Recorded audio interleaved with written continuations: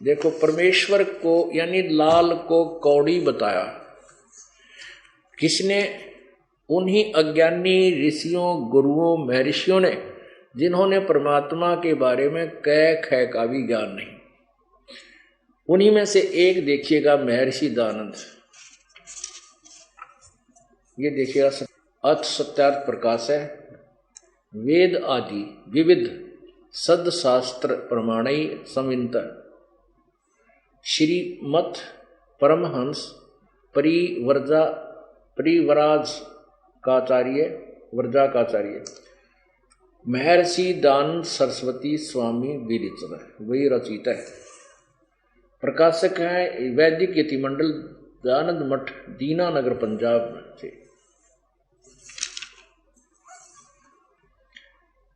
प्रकाशक है वैदिक यतिमंडल, दानंद मठ, दीनानगर, पंजाब से।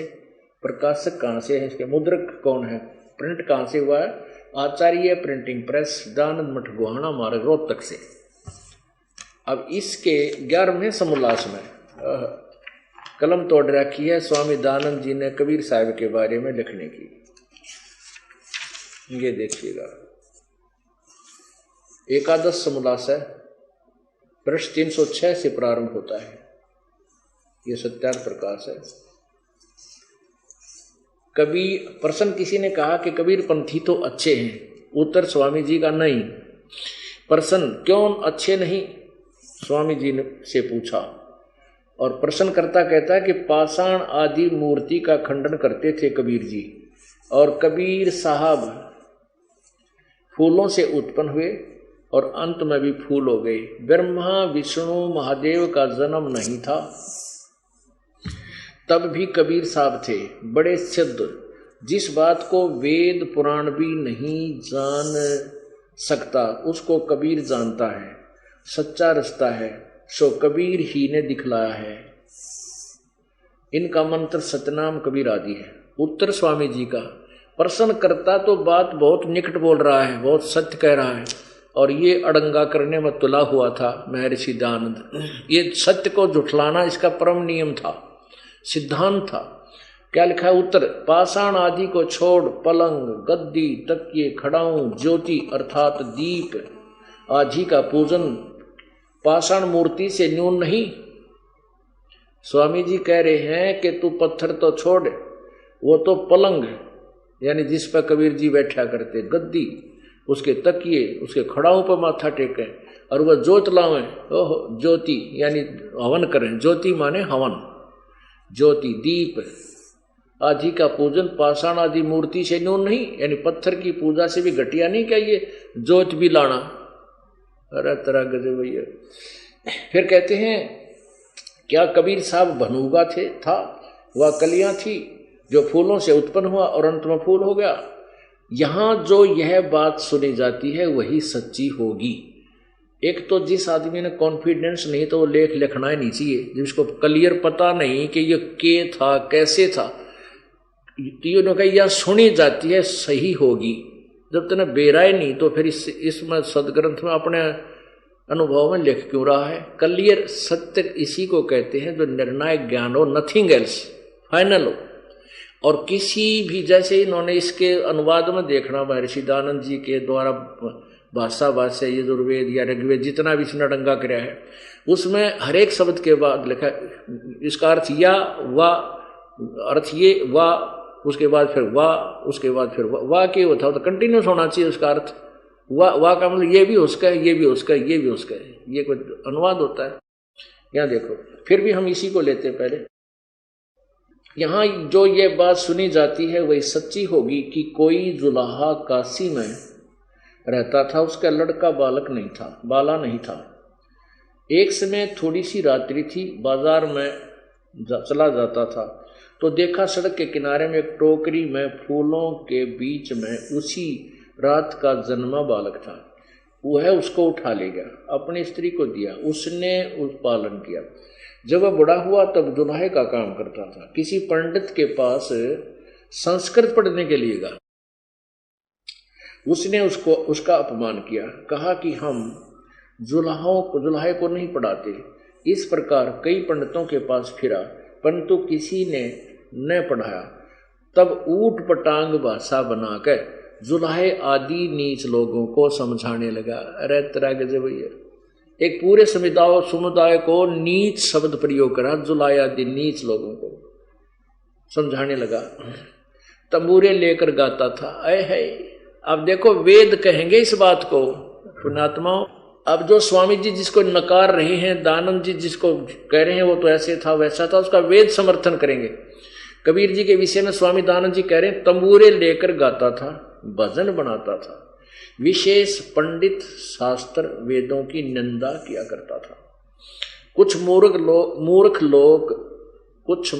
लोग उसके जाल में फंस गए।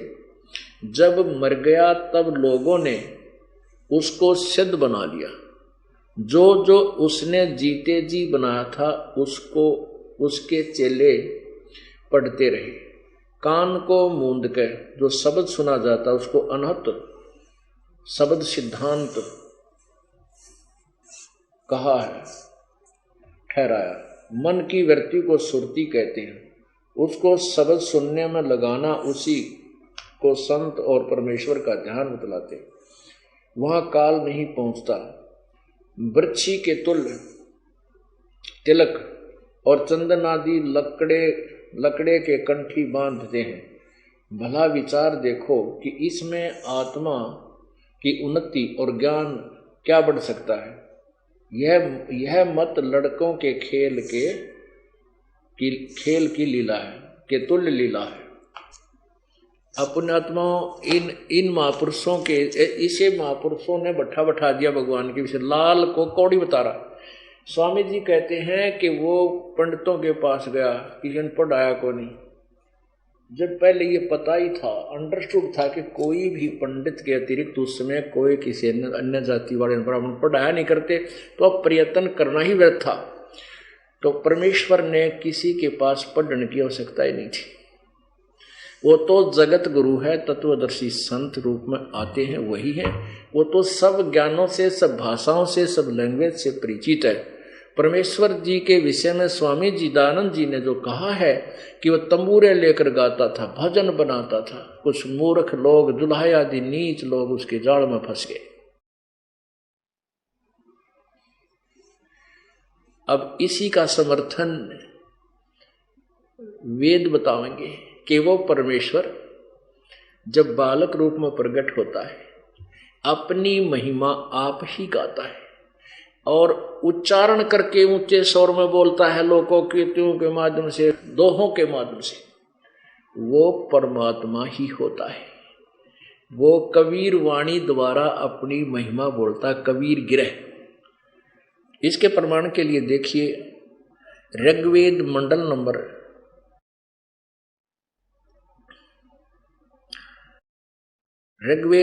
नंबर 9 सूक्त नंबर 96 यानी 96 के मंत्र 16 से लेकर 20 तक, उसमें स्पष्ट ये भी किया है कि वो परमात्मा तीसरे धाम में रहता है।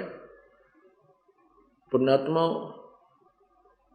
परमात्मा ने स्वयं कहा था, वेद हमारा भेद है, मैं मिलो वेद से नाही, और जौन वेद से मैं मिलूं वो वेद जानते नहीं।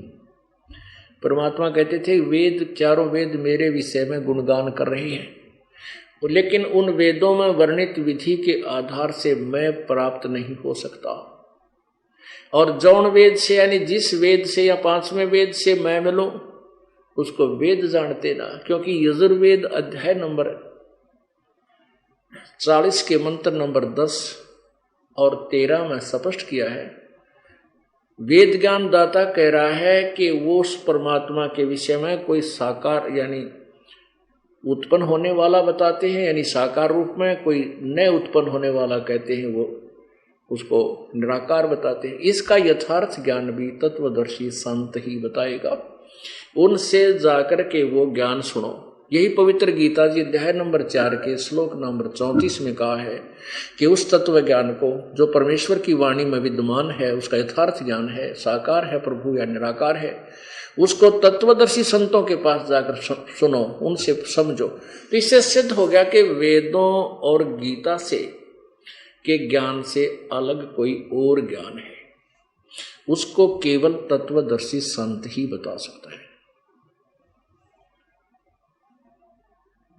तो इसलिए परमात्मा कहते हैं कि जिस वेद से मैं मिलूं, वो वेद कहते हम नहीं जानते, उसके बारे में किसी तत्वदर्शी संत को से पूछो तो वो तत्वदर्शी संत भी मैं ही हूं, परमात्मा स्वयं आकर कहते हैं।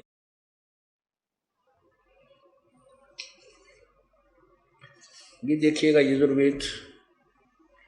अब इन्होंने महर्षि दानद ने तो बैठा रखा है संवाद का, फिर भी जो सच्चाई है वो छुप नहीं पा रही। कहीं ना कहीं कहते हैं चोर चुरावे तुंबड़ी, तुम्बा एक फल होता है, मतीरा तरबूज पेठे जैसा, लेकिन वो सूखने के बाद इतना हल्का हो जाता है, बिल्कुल हल्का सा, और उस तुम्बे को कोई, उस तुंबड़ी ने कोई पानी में छुपाने लगे, चोर के किसी की चुरा कर पानी में छुपाने लगा, वो नीचे छोड़ का हुआ ऊपर पावे, वो छुपाना चाहे नीचे जाकर गारा में दाबे हुआ ऊपर आ जा, उससे पहले ऊपर आवे। तो यहां कहते हैं चोर चुराई तुंबड़ी व गाड्डे पानी में, वो गाड्डे वह ऊपर आवे न, सच्चाई छानी ना, वो छुपाने की चेष्टा करता है न ऊपर आएगी। अब इस महर्षि दानद ने बैठाने की पूरी कोशिश की कि अपने अज्ञान को जो सत्यार प्रकाश में ठोक रखा है उसको वेदों से प्रमाणित कर दूं, लेकिन नहीं कर सके। बहुत से प्रमाण हैं, जैसे उन्होंने अपने 7वें समोल्लास में लिखा है, परमात्मा की उपासना से पाप नहीं कटते, स्वामी जी की अपनी थ्योरी है। और यजुर्वेद अध्याय नंबर 8 के श्लोक नंबर 13 में 6 बार लिख रखा है परमात्मा घोर पाप को भी काट सकता है, लेकिन वो छुपा नहीं सका क्योंकि उसमें 6 बार लिख रखा था। एक बार लिखा होता ना लाइन में तो अड़ंगा कर देता, जैसे हे लोगों जैसे मैं हवी प्रसिद्ध बिजली के फलान धकड़ कर अड़ंगा कर देता, लेकिन इसमें नहीं कर सका। 6 बार लिख रखा है परमात्मा घोर पाप को भी काट दे, दान देने वाले के पाप को नाश करता है, समाप्त करता है, क्षमा करता है। अब देखिएगा, क्योंकि ये यजुर्वेदिन के द्वारा अनुवाद किया हुआ तकरीबन सबके पास उपलब्ध है, आसानी से तुलना हो सकती है, इसलिए दास यही दिखाता है। ये है प्रकाशक है आर्य प्रतिनिधि सभा 2/5 महर्षि दानद भवन, रामलीला मैदान, नई दिल्ली। इसमें 40 में ये देखिएगा 44वां अध्याय, 40वां अध्याय। अब इसमें 10 नंबर में क्या लिखा है इन्होंने, हे मनुष्यों जैसे हम लोग धीराणा माने मेधावी योगी विद्वानों से, धीराणा माने तत्वदर्शी संतों से, इन्होंने लिखा मेधावी योगी विद्वानों से वचन सुनते हैं, वे लोग हमारे प्रति विचक्षणे व्याख्या अनुपूर्वक कहते हैं, वे लोग संभवात संयोग अन्य कार्य से अन्यतः एवं और ही कार्य का फल आहु कहते हैं, असंभवात उत्पन्न नहीं होने वाले कारण से अन्यत आहु कहते हैं। इति इस बात को तुम भी सुनो। अब इसका अर्थ क्या है, क्योंकि परमात्मा के विषय में बात चल रही है, पिछले श्लोकों से संबंध है इसका, कि कोई तो अन्यत, देखो अन्यत, कोई अन्यत और, यानी इसका अर्थ है कि कोई तो परमात्मा को संभव माने जन्म देने वाला, संयोग जन्य यानी माता पिता के संयोग से उत्पन्न होने वाला, इन कार्यों में जा दिया।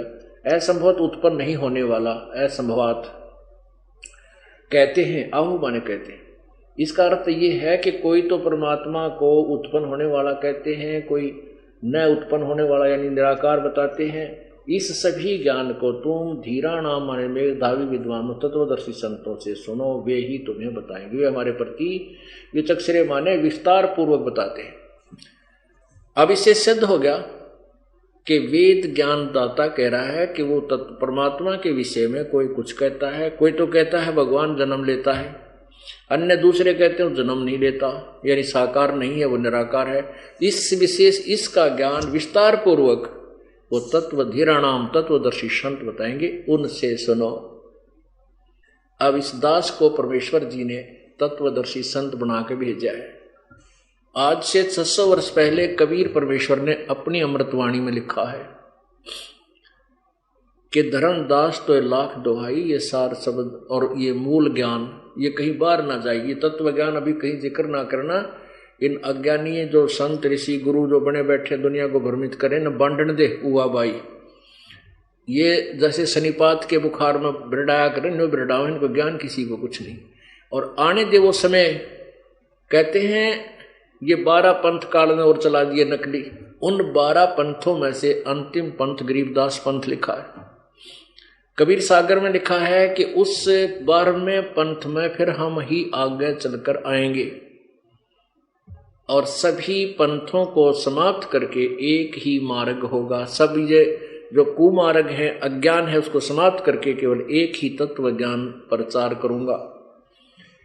अब दास को भेज दिया परमेश्वर ने, आप न आकर के मुझ दास को भेज दिया और ये पूर्ण रूप से तत्व ज्ञान मुझे प्रदान कर दिया। अब स्वामी दयानंद जी ने लिखा है कि वो तंबूरे लेकर गाता था। वेद कहते हैं वो परमात्मा आता है जब ऊंचे स्वर में आवाज लगा लगा कर जनसाधारण को अपना तत्व ज्ञान कविताओं के माध्यम से, लोकोक्तियों के माध्यम से सुनाता है, कबीर वाणी के माध्यम से सुनाता है। कबीर परमेश्वर जी जब शिशु रूप में कमल के फूल पर प्रकट हुए थे सन 1398 की ज्येष्ठ मास की पूर्णमासी को, उसके बाद उन्होंने 25 दिन तक कुछ भी आहार नहीं किया। जो मुंह बोले उनके माता पिता थे, जो नीरू और नीमा उनको लेकर गए थे, वो चिंतित हो गए थे। और बच्चा कुछ खा नहीं रहा था लेकिन स्वस्थ खूब था। फिर वो परमेश्वर ने वो समस्या स्वयं हल की। नीरू नीमा जो थे ये पहले गौरी शंकर और सरस्वती नाम के ब्राह्मण थे। इनको जबरदस्ती मुसलमान बना दिया गया था। वो शिव शंकर के कट्टर पुजारी थे, फिर भी अंतःकरण से बुला नहीं सके थे शिवजी भगवान को। तो जब बच्चे ने 25 दिन तक आहार नहीं किया और उस बच्चे की प्राप्ति को भी उन्होंने भगवान शिव जी की ही देन समझा, तो भगवान शिव से रो रो कर प्रार्थना करने लगी। तब शिव जी अपने शिवलोक से चलकर ब्राह्मण रूप बनाकर, ऋषि रूप बना करके उस परमेश्वर कबीर जी के पास प्रकट हुआ। माई से पूछा कि क्यों रो रही है। कारण बताया कि मेरा बेटा मेरे भगवान शिव जी ने दिया है, कमल के फूल पर पाया है और अब ये आहार नहीं कर रहा, ये मरेगा, मैं भी मरूंगी। तब भगवान शिव जी ने कहा कि ला इस पुत्र को मुझे दे। कहाँ तेरा बेटा, ला उठा के ला। ज्यों ही वो माई उठाकर लाई और शिव जी यानी उस ऋषि जी के चरणों में डालना चाहा, ऐसे नीचे डाल दिया। डालने लगी तो एकदम बच्चा हाथ से उठकर और 4-5 फुट की ऊंचाई पर ऐसे आसमान में स्थिर हो गए, यानी हवा में स्थिर हो गए। तब शिव जी ने वहीं से ग्रहण किया और फिर 7 बार चर्चा हुई दोनों भगवानों की। अब शिव जी नहीं पहचान सके ये कौन शक्ति है, उन्होंने कोई सिद्ध पुरुष समझा उसको। तो परमेश्वर ने, कबीर जी ने कहा कि शिव जी इसको कहो माई से कि एक कुंवारी गाय लाएं और उसका दूध मैं पीऊंगा, आप उसके ऊपर थपकी लगा देना, वो दूध दिया करेगी। तो ऐसे ही भगवान शंकर जी ने, विष्णु शिव जी ने ब्राह्मण रूप में उस माई से कहा कि आपके पति को बुला। जब नीरू आ गया उससे कहा कि कुंवारी गाय ला और एक कुम्हार के घर से स्वच्छ पात्र लाना, छोटा सा यानी मिट्टी का पात्र। वो सारा काम हो गया तो शिव जी ने उनके कमर पर हाथ मारा, माई उस बछिया के, कुंवारी गाय के लंबे लंबे सतन हो गए और दूध अपने आप धार बहगी और वो पात्र भर गया जो 2-3 किलो का था, उस समय बंद हो गया। प्रतिदिन वो गाय दूध देने लगी और परमात्मा उस दूध को पीने लगी। अब ये आज नहीं, 600 वर्ष पहले ये घटना घटी और गरीबदास साहेब जी ने अपनी वाणी में परमेश्वर की महिमा में लिखा हुआ है। और इसी का समर्थन अब पवित्र वेद कह रहे हैं कि जब वो परमात्मा शिशु रूप में प्रकट होता है, उसकी परवरिश एक लीला में परवरिश एक कुंवारी गायों के द्वारा होती है। अब देखो ऋग्वेद मंडल नंबर 9 सूक्त नंबर 1 मंत्र नंबर 9, ये देखिएगा ऋग्वेद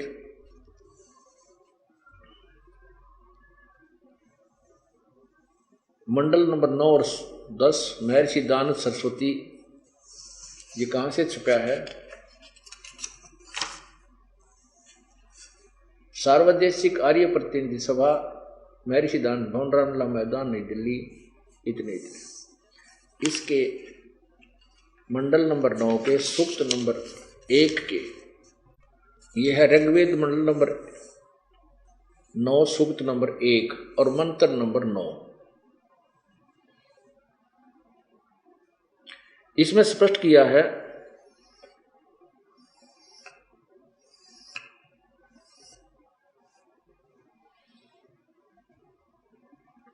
अब देखिएगा, अभी इमं अधन्या उत्सृणति धेन्व शिशुम सोम इंद्राय पातवे।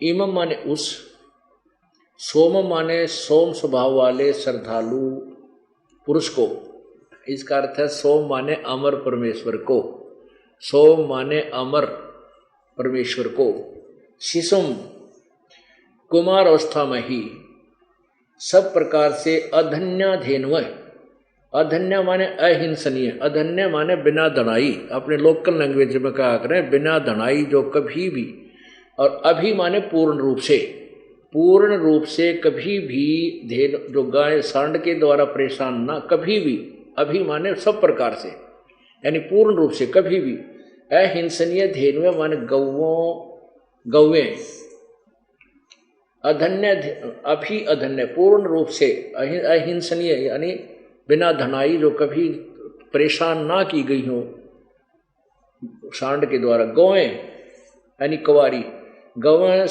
तृप्त करती हैं ऐश्वर्य की वृद्धि के लिए, अथवा उक्त श्रद्धालु पुरुष को, उक्त श्रद्धालु कौन है? उक्त वेदों भगवान का जिक्र है, कोई वो श्रद्धालु का जिक्र है, कोई हो उक्त यानी उस शिशु रूप में, शिशु माने शिशु रूप में प्रकट, कुमार अवस्था में प्रकट परमात्मा को, श्रद्धालु को अहिंसे वाणी लिख दी, ऐश्वर्य की प्राप्ति के लिए संसर्ग की जाती है। अब धेनु लिख रखा है, धेनु है। अब ये सिद्ध हो गया कि उस वेद भी गवाही दे रहे हैं कि जब वो परमात्मा शिशु रूप धारण करके प्रकट होता है तो उसकी परवरिश की लीला कुंवारी गायों के द्वारा होती है। अब आगे देखिएगा ऋग्वेद मंडल नंबर 9 मंत्र नंबर 96 यानी 96 और मंत्र नंबर 16, 17, 18, 19 और 20। पुण्यात्मा ये 5 दिन का सत्संग इसीलिए किया जाता है कि अपना 5 दिन छुट्टी लेकर आए, और आजकल बच्चों की छुट्टियां हो जाती हैं, विशेष कृपा परमात्मा की, और सह परिवार आके भगवान के इस अमृत ज्ञान की वर्षा में जो है ओतप्रोत हो जाना चाहिए, भीग जानी चाहिए आत्मा। इसलिए इसमें पूर्ण रूप से इस तत्व ज्ञान को विस्तार से और तसल्ली के साथ आपको समक्ष पेश किया जाता है, इसलिए इसमें 5 दिन का समय दिया जाता है। अब यही ऋग्वेद मंडल नंबर 9 सूक्त नंबर 96,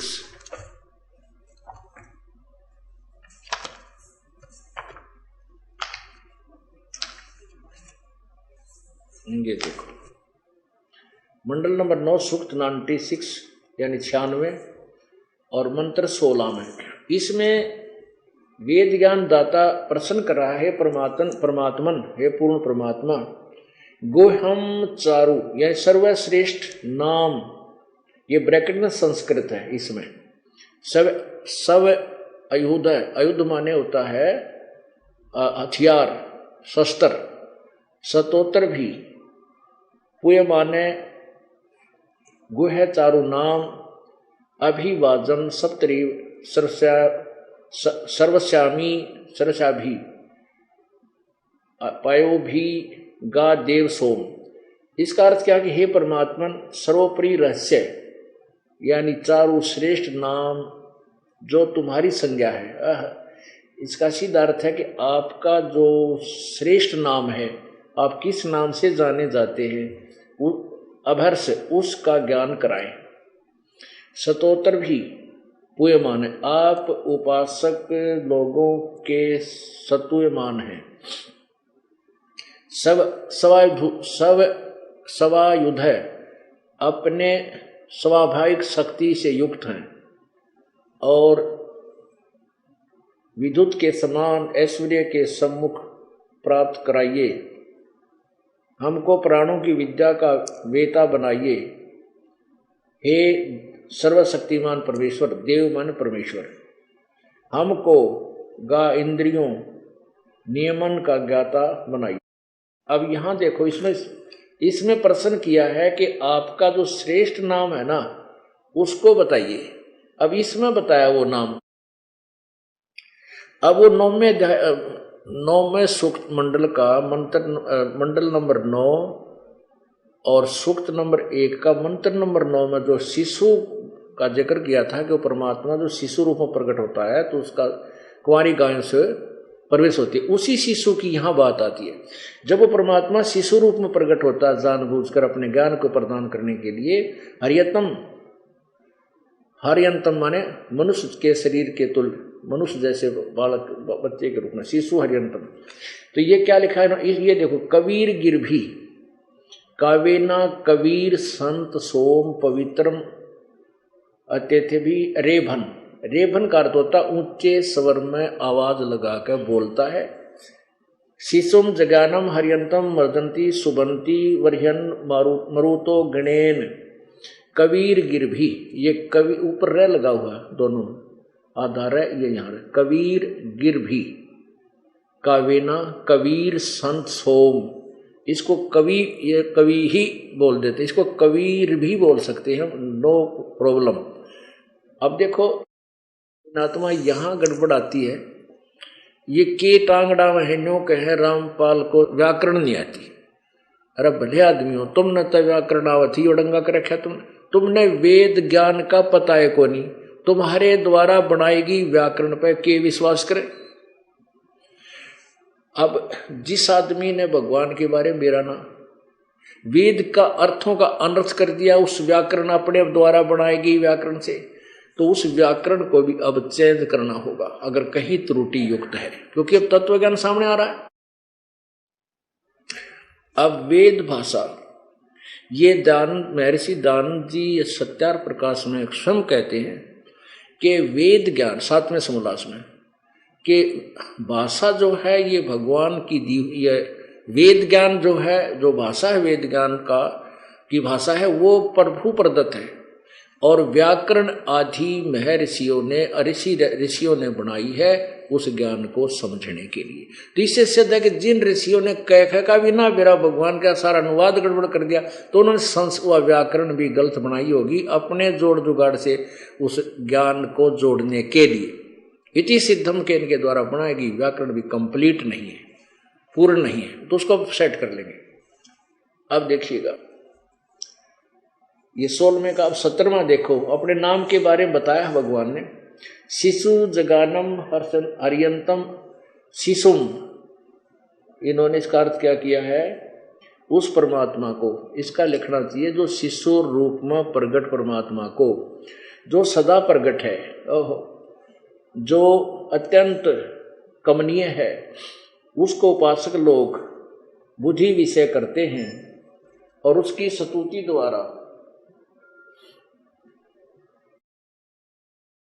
उसके गुणों का वर्णन करते हैं। और विद्वान लोग मरुतः माने विद्वान, वरहिन उस गतिशील परमात्मा का, गतिशील माने चलता फिरता अपने आत्मा, अगर इसको एक देशीय नहीं है भगवान यूं कहें। अब क्या कहते हैं वो कि परमात्मा एक देशीय नहीं है, साकार नहीं है, तो यहां गतिशील कैसे होगा जब सर्वव्यापक है, वो तो व्यापक है, उसने अल्लन कीर टलन कीर आण कीर जान की क्या आवश्यकता, वो तो सर्वव्यापक है, तो वो सर्वव्यापक है। तो वेद तो कह रहे हैं वो गतिशील है, वो आता और जाता रहता है, अतिथि रूप भी धारण करता है।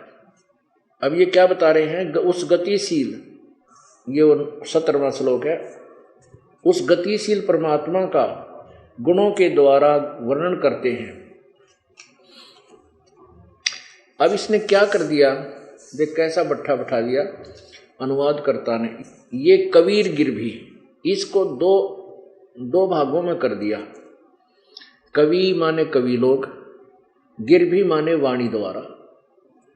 अब इसको कबीर गिरभी को इकट्ठा कर लें हम, इसको इकट्ठा एक ब्रैकेट में लिख लें और इसको लिख दें कबीर वाणी द्वारा।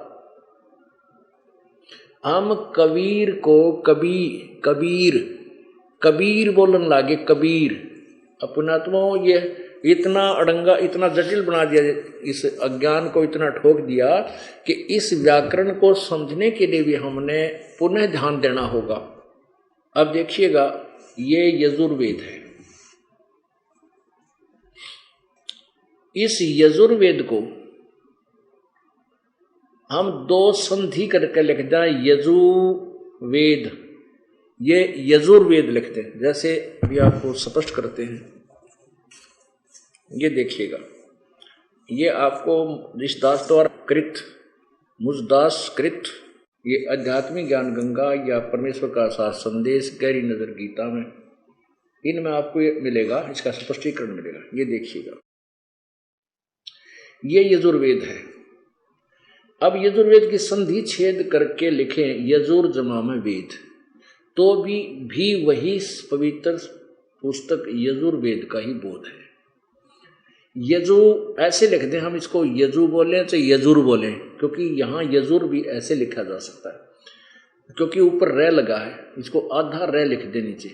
यजुर्वेद भी वही पवित्र पुस्तक यजुर्वेद का ही बोध, हम इसको यजुर्वेद बोलेंगे। यजुर्वेद हम अपनी सिंपल भाषा में वेद बोलते हैं, बै को, जिसमें यज्ञ ये स्तुतियों की रचनाएं हैं, उस धार्मिक पुस्तक को यजुर्वेद कहते हैं। ठीक इसी प्रकार चारों वेदों में लिखा है कबीर देव, हम उसको कबीर देव बोलना, कबीर देव।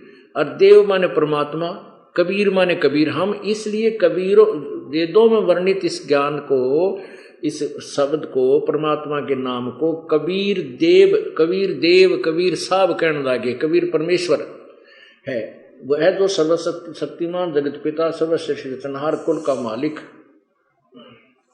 पाप नाशक, काल की कारागार से छुटवाने वाला, बंदी छोड़ है। इसको कबीर देव लिखा, हम इसको कबीर देव, कबीर साहब, कबीर परमात्मा, कबीर कहने लगे। पूरी वह के बड़ी मात्रा लगाने लगे, वह के कबीर बना लिया, तो भी कबीर परमेश्वर का बोध है।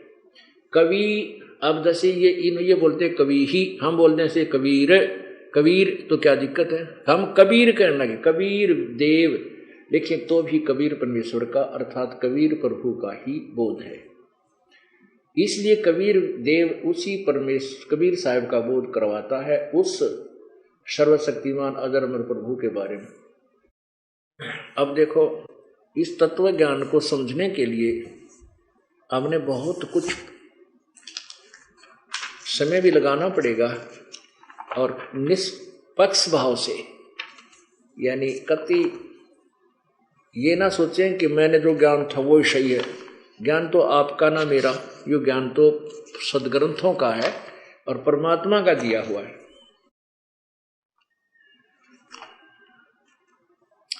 अब देखो 5वें अध्याय के 32वें श्लोक में, ये यजुर्वेद वही यजुर्वेद है।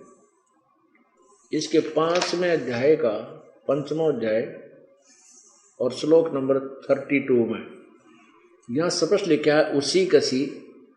अब कबीर अंगारी असी, हम इसको कबीर बोलने लगे। कबीर अंगारी माने कबीर पाप नाशक, और बमभारी असी, वो कबीर बमभारी माने बंधनों का शत्रु, या स्वामी जी स्वयं अर्थ करते हैं, हे जगदीश्वर जिस कारण आप कांति मानो, असी माने हैं। अंगारी माने खोटे चलन के जीवों के शत्रु, वाह। अब ये वाह शब्द यहाँ नहीं लगना चाहिए, वाह क्यों था? अब कबीर अंगारी, यहाँ कबीर अंगारी को पहले अंगारी लिख लिया, वाह करके कवि या कांत वर्ज्य हैं। कबीर अंगारी, आप कबीर परमात्मा पाप नाशक हैं, और बम भारी माने बंधन के शत्रु, वा तारा आदि तंतुओं के विस्तार कर, वाह के था बंधनों के शत्रु हैं। यानी ये हर समय हर पॉइंट के बाद वाह शब्द जो लिखा जाता है ये अनुवाद ठीक नहीं। तो यहां इसे सिद्ध हो गया कि वो कबीर असी कबीर, हम इसको कबीर कहने लगे। अब देखना, और वो बम भारी असी बंधनों का शत्रु रित धामा, वो सतलोक में रहता है। ये देखिए यही 32वां श्लोक, वो पंचम अध्याय का ही।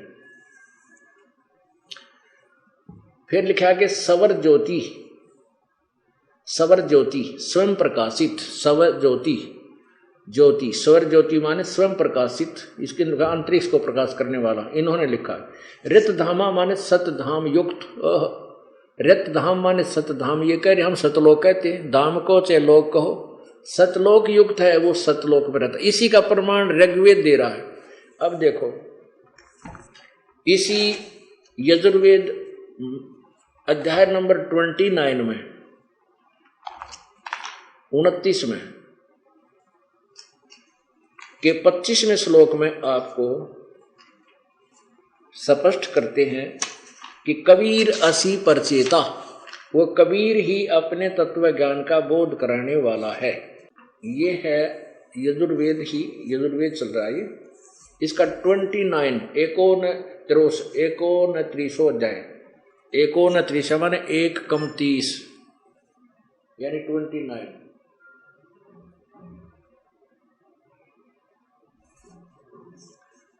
इसमें स्पष्ट लिखा है, समीधो अधय मनुष्यो दोरोणे देवो देवान यजसी जात वेद च आ वह मित्र मह चिकतवान त्वम दूत है कबीर असी परचेता।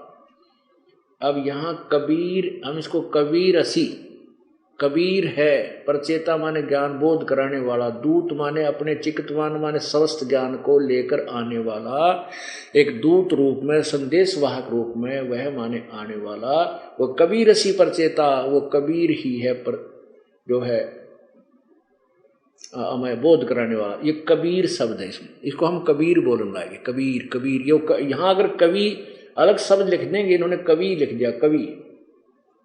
तो यहाँ यजुर्वेद की तरह कबीर असी, वो कबीर देव ही भगवान स्वयं दूत बनकर आता है। वह माने कुछ लेकर आने वाला, संदेशवाह, दूत माने संदेशवाह, चिकितवान माने अपने समस्त ज्ञान का, वो मित्र में है, वो परमात्मा हमारा जो सच्चा साथी है वो मनुष्य रूप में प्रकट होता है। तो अब ये 2 मिनट का सत्संग आप और सुनिए। ये देखो, अब ऋग्वेद मंडल नंबर 9 सूक्त नंबर 96, अब 16वां श्लोक आपने सुन लिया। इसका मंत्र 17वें मंत्र में हम चल रहे हैं। शिशु जगानम, शिशु रूप में प्रगट, शिशु माने बालक रूप में, और यंतम माने मनुष्य के बच्चे के रूप में जानबूझकर प्रगट वो परमात्मा, उसके विषय में लिखा है कि जगह पर शिशु माने उस परमात्मा को, ये इन्होंने अपना कुछ और जोड़ने की चेष्टा की है, लेकिन यहाँ से अनुवाद, उस परमात्मा को जो सब सदा प्रगट है, ये प्रगट होता है, इसका अर्थ ये होता है वास्तव, जो अत्यंत कमनीय है, उसको उपासक लोग बुद्धि विषय करते हैं और स्तुतियों के द्वारा गुणों का वर्णन करते हैं। मरुत्य माने विद्वान लोग उस गतिशील परमात्मा का गुणों के गुणों द्वारा वर्णन करते हैं।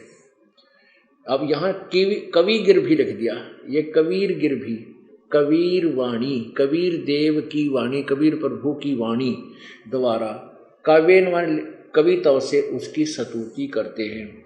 सोम पवित्रम, सोम यानी सोम स्वरूप पवित्र वह परमात्मा कारण अवस्था में अति सूक्ष्म प्रकृति को रेभन सन गर्जता हुआ अतिक्रमण करता। अब रेभन, रेभन माने ऊंची आवाज में बोलना, रेभन गर्जता हुआ। अब ये वाणी का जिक्र चल रहा है, आड़ा कहते अतिक्रमण करता है, यानी कति अनर्थ कर डाला। इसका वास्तविक अर्थ क्या है ये दास बताएगा। फिर भी आगे देखिएगा, ये कहते हैं भगवान निराकार है और वेद कहते हैं वो साकार है और तीसरे धाम में विराजमान है। ऋग्वेद मंडल नंबर 9 सूक्त नंबर 96 का मंत्र 18, इसका अनुवाद यहां देखें, इन्हीं के द्वारा किया हुआ है। दास ने अलग किया है, ये इन्हीं के द्वारा किया हुआ है। सोम स्वरूप परमात्मा यानी अमर परमात्मा, पालन की इच्छा करता हुआ जो महान वह परमात्मा, देवयान और पितरान इन तृतीयम धाम दोनों से पृथक तीसरा जो मुक्ति धाम है उसमें विराजमान जो ज्ञान योगी है। अड़ा भी चल गए, यहाँ परमात्मा परमात्मा करते हैं, यहाँ विराजमान ज्ञान योगी अड़ा दिया। उस दयानंद की उस अच्छी सोच को इनका ध्यान में आगे को हो, वो तो एक जगह तो कोई नहीं बताया उसमें, और वेद बता रहे एक स्थान पे, तो यहाँ तो स्पष्ट करते आ रहे हैं जो सोम रूप परमात्मा पालन की इच्छा करता हुआ है, जो महान वह परमात्मा, देवयान और पितरान तृतीय धाम, देवयान और पितृयान इन दोनों से पृथक तीसरा जो मुक्ति धाम है उसमें विराजमान है। ये परमात्मा जिक्र है ना, अड़ा दिया। विराजमान जो ज्ञान योगी है उसको प्रकाश करने वाला, और अरे तेरा गजब सत्वमान है आदि आदि। पुण्यात्मा इन क्या बेरा था को नहीं हुआ भाई। जैसे किसी ने मौखिक ज्ञान रामायण का ना हो, भगवान श्री रामचंद्र जी की जीवनी का ना हो, और वो श्री वाल्मीकि जी कृत संस्कृत वाली, और संस्कृत कोई जानता हो, परदेसी विदेशी संस्कृत समझ ली उसने, और उस वाल्मीकि जी कृत या तुलसीदास जी कृत कोई हिंदी जानने वाला परदेसी जिसने मौखिक ज्ञान ना हो तो रामायण का, और वो अनुवाद करने लगे, क्या करेगा? रावण मांगण गया चून तात लंक बही बैरून, क्या अनुवाद करेगा इसका वो कि रावण, हमने तो पता कि रावण आटा मांगण गया था बहाना करके, और जिस कारण से उसने जो बदमाशी की उसकी बिरानमाटी हुई, तो पूरी रामायण की कहानी सुनानी पड़ेगी इस एक श्लोक का अनुवाद करने के लिए। और जिसको पता ही नहीं है तो क्या पता नहीं क्या लिखेगा, रावण का क्या के अनुवाद कर देगा, मांगण का रोटी, चून का उसने अर्थ का पता नहीं, क्योंकि आटा पड़ा हो कभी। तो इस तरह जो वेद ज्ञान है ये एक सटोरी है, सृष्टि रचना। उस सृष्टि रचना का जो दास आपको बार बार समझाता है प्रभु कबीर दत्त है, तो वो जब तक आप सृष्टि रचना से परिचित नहीं होगे तब तक आप इन सदग्रंथों के अनुवादों को कर ही नहीं सकते। तो सबसे पहले हमें वो मौखिक सृष्टि रचना ज्ञान होनी चाहिए जो आपको शाम के समय बताई जाएगी। बोलो सतगुरुदेव। पुण्यात्माओं, ये सत्संग समागम परमेश्वर कबीर जी के आगमन के उपलक्ष्य में हो रहा है। आज सुबह के सत्संग में आपने सुना कि परमेश्वर कबीर जी, कबीर देव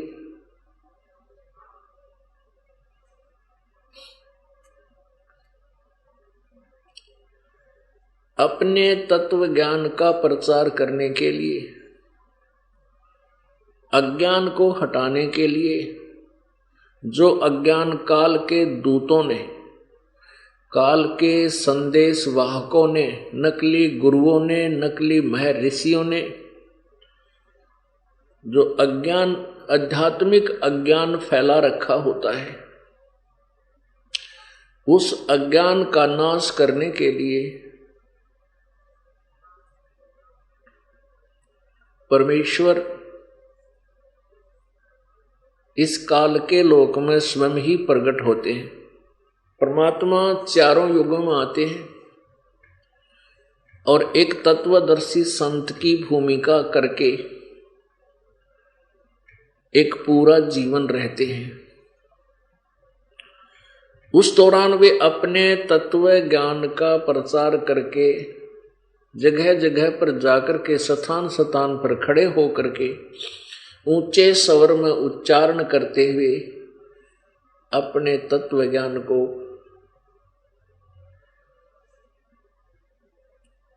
अपनी प्यारी आत्माओं को सुनाते हैं, वो कोयल वाली बोली बोलते हैं। पुण्यात्मा, परमात्मा कहते हैं,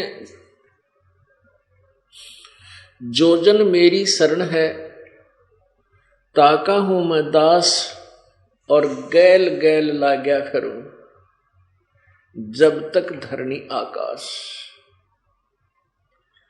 ये पूर्ण परमात्मा, ये कबीर परमेश्वर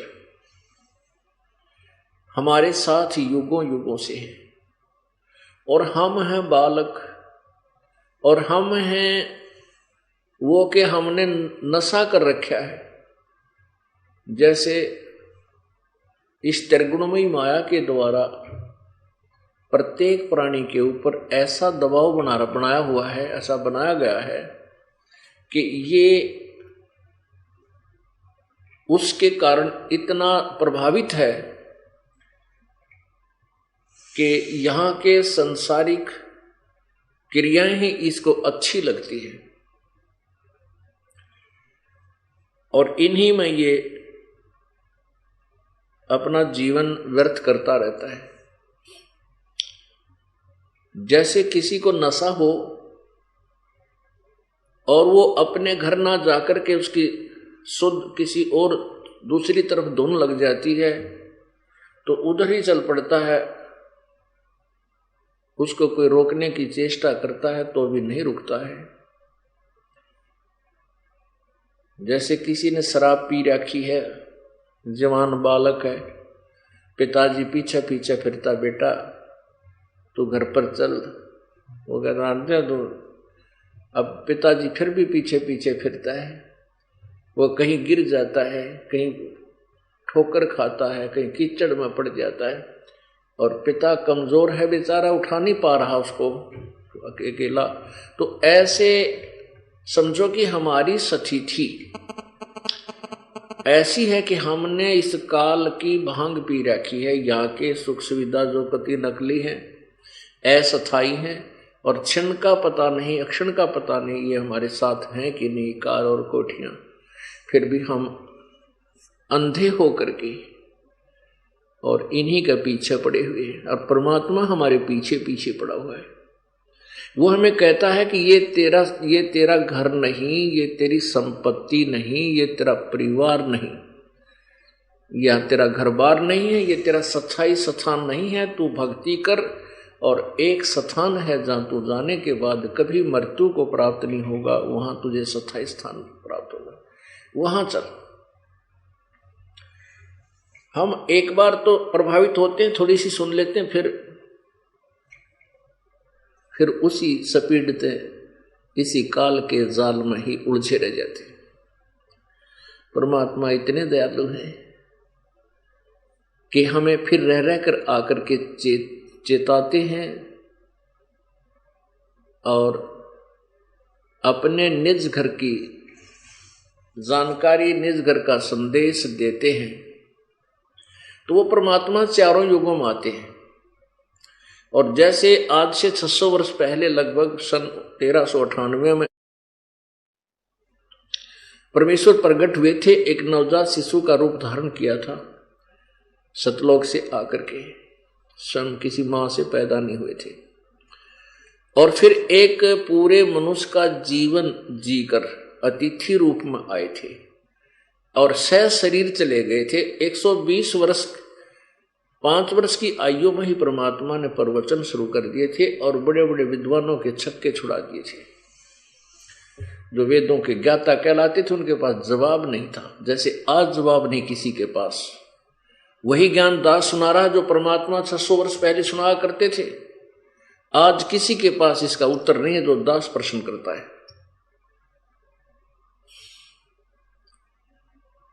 तो परमात्मा ऐसे ही प्रत्येक युग में आते हैं। सतयुग में आए, उनका नाम सत्य सुकृत था, और इसी प्रकार कमल के फूल पर प्रकट हुए, और वहां इसी प्रकार उन्होंने 25 दिन तक, उस दिन तक खाना नहीं खाया, आहार नहीं किया। फिर परमात्मा ने वही लीला की, कुंवारी गांव से कवारी गायों से उसका वो दूध जो निकाला, उससे परमात्मा का धारण पोषण हुआ। वैसे तो सबका धारण पोषण करने वाला, उसको धारण पोषण की आवश्यकता नहीं, फिर भी लीला करते हैं परमात्मा। तो इसी प्रकार त्रेता युग में परमात्मा आए मुनिंदर नाम, ऋषि मुनिंदर के नाम से।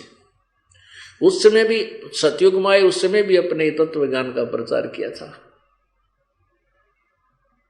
त्रेता युग में मुनिंदर रूप में आए, तब भी एक जीवन ऐसा ही जी करके अपने तत्व ज्ञान का प्रसार किया था। और द्वापर युग में आए करुणा में नाम से, तब भी अपने इस तत्व ज्ञान का ऐसे ही कुछ वर्षों तक रह करके प्रचार किया और लिपिबद्ध करवाया।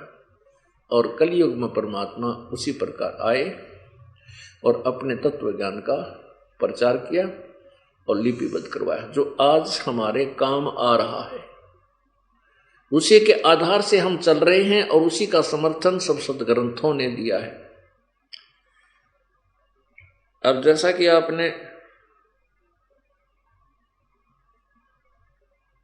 वेदों के प्रसिद्ध, वेदों के कथित ज्ञाता, सुप्रसिद्ध और कथित महर्षि दयानंद जी के विचार सुने परमेश्वर कबीर जी के बारे में, सत्यार्थ प्रकाश जो उनके द्वारा रची गई अनुभव की एक पुस्तक है,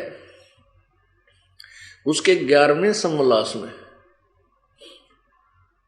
उन्होंने क्या कहा है कि कबीर अशिक्षित था, ब्राह्मण किसी पंडित के पास संस्कृत पढ़ने के लिए गया, उसने मना कर दिया। ऐसे 2-4 पंडितों के पास फिरा, किसी ने उनको नहीं पढ़ाया, तो ऊट पटांग भाषा बना के और तंबूरे लेकर गाता था। कुछ नीच जुलाहे उसकी जाल में फंस गए। देखो, महर्षि और एक जाति समुदाय को और नीच शब्द प्रयोग किया। अब समाज सुधारक के ये शब्द होया करते हैं, ऊंच नीच कोई जाति से नहीं। परमात्मा कहते हैं कर्म को कर्म कहाँ में दोई, ऊंच नीच इस विध है लोई। बुरे कर्म करने वाला चाहे ब्राह्मण हो वो नीच है, और अच्छे कर्म करने वाला भले शूद्र है वो उच्च है। संत ऐसे जो है ना ऊंच नीच की परिभाषा बताते हैं। और ये क्या बता रहे, जबकि ये खुद कह रहे हैं कि ऊंचे स्वर में गाता था, वो क्या जाना उठपटांग बनाता, और उसका समर्थन वेद कर रहे हैं कि जब वो परमात्मा आता है लोकोक्तियों के माध्यम से, काव्यों के माध्यम से, कविताओं के माध्यम से ऊंचे स्वर में आवाज लगा लगा के अपने तत्व ज्ञान कबीर वाणी का प्रचार करता है। क्या कहते हैं, चारों युग में हम पुकारे कूक कहा हम हेल रे, हीरे माणक मोती बरसे ये जग चुगता डेल रे। और खुद कह रहे भगवान में 4 युगों में आते हैं और आवाज लगा लगा कर कहते हैं कि हम तत्व ज्ञान रूपी यथार्थ भक्ति मार्ग रूपी हीरे और मोतियों की वर्षा कर रहे हैं। और ये बोली बाली जनता, श्रद्धालु लोग कंकर पत्थर इन डलों को ढो रहे हैं, ये शास्त्र विरुद्ध साधनाएं कर रहे हैं। तो इससे सिद्ध हुआ कि कबीर परमेश्वर के बारे में जो विचार अभी तक हमारे को दिए गए थे वो सारे गलत थे, सभी के गलत थे। केवल परमेश्वर की अपनी महिमा जैसे गरीबदास साहिब ने सुनाई, और कबीर जी के बारे में कबीर सागर में जो लिखा हुआ है, धर्मदास जी ने जो लिखा वो सत्य है।